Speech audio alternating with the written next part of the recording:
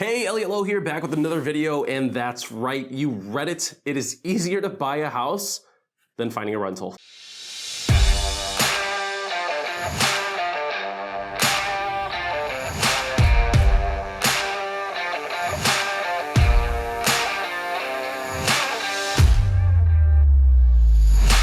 So here's the deal. It's much easier to find a home, place an offer, and go through all the steps that are involved and to call that place home than it is to find a rental. And here's why. If 2020 and 2021 has taught us anything, that we're all more aware of our financial situations. Now, at the end of the day, I can't speak for everyone. However, I know a lot of people that have had a really big reality check when it comes to their finances. So here we go. What do you need in order to rent a place? Well, I'm so glad you asked. You need credit and criminal background check, proof of identity, proof of income, and apply. Sounds easy enough, right? Well, not so much. Now, if you think about it, do you know how many people are trying to apply for the exact same rental? And if you think it's nice to live in, then wouldn't a bunch of other people as well? And from a landlord's perspective, all we're gonna look at, and when I say we, because I'm a landlord as well, all we look at is everything from an analytical standpoint. They'll most likely choose from who makes the most amount of money, who has the highest credit score, and who's looking to occupy the place the longest. And at the end of the day, a rental unit is nothing more than an investment property for the landlord. So you could write all the letters you want telling them, oh, why I should have this place, and it's so cute, and it's good for my kid, and I love the school districts, and all that good stuff. But in reality,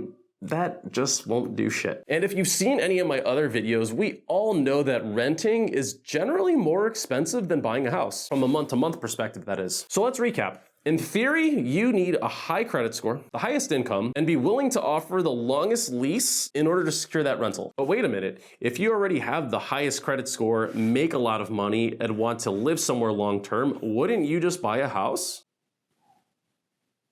Yeah. So what do you need to buy a house? For a loan, a minimum credit score of 640, 3.5% of the purchase price for a down payment, and a few $1,000s in additional closing costs.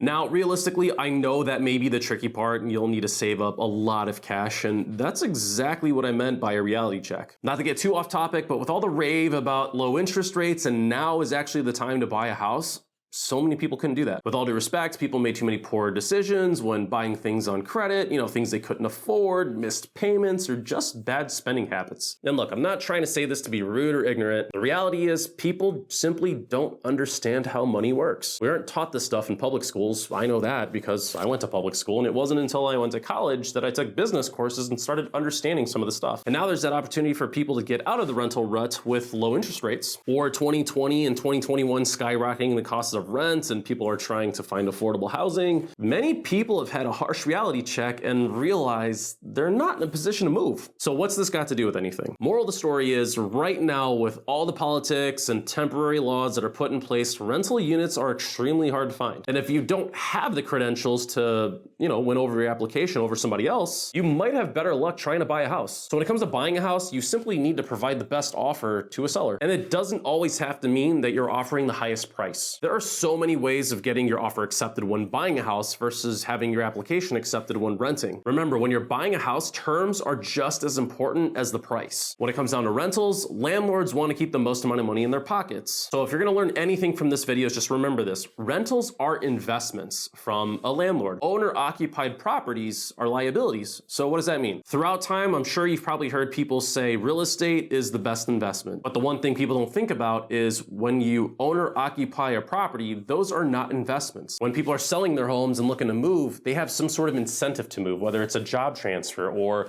their families are growing and they need extra bedrooms and bathrooms or just need a bigger house. Or reverse that, maybe people have those families and their kids have moved out and now they need to downsize. With that said, there's got to be some sort of median where two people find a common ground and you're able to buy a house. So with that said, when it's all said and done, all that matters is what's on paper when a landlord is looking at your application. So I hope that helped. And if you agree with me, please give this video a like. And if you don't, let me know in the comments. Do me a favor, like, share, subscribe, as it does help grow the channel, and I will see you on the next video.